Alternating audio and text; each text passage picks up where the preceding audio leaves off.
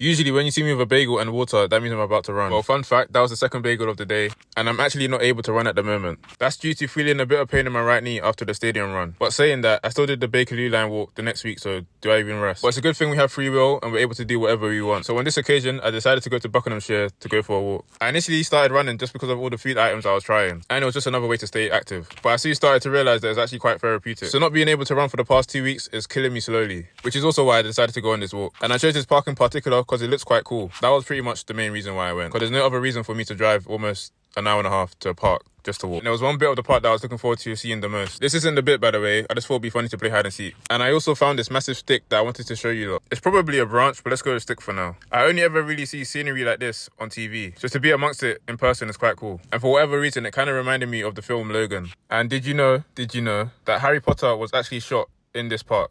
Well, a scene from Harry Potter was shot in this park. But I've never seen a Harry Potter film, so I don't actually know what film it actually was. But this part of the park was the main event. And this is actually where they shot a part of the scene from Harry Potter. And did you know that Pinewood Studios that produce Harry Potter is nearby? So I guess it all kind of makes sense as to why it was shot here. But back to the scenery of this park, of this particular part of the park, is actually very, very cool. To find another word for cool, but this is, let's say awesome then. Let's call it awesome. It's like the English version of, is it Miami or California with all the palm trees?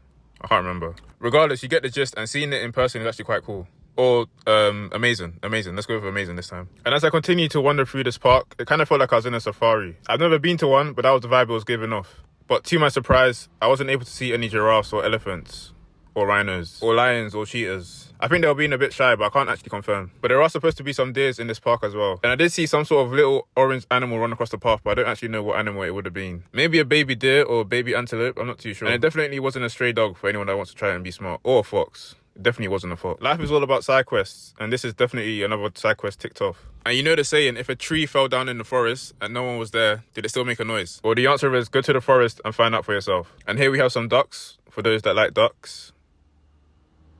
Here they are. Let me know what other parks are out there that are not too far away, because I don't really want to be traveling like this again. Let me know if you think I'm number one on the leaderboard for the use of free will, or at least top 3. And I hope this is your sign to touch some grass. Peace.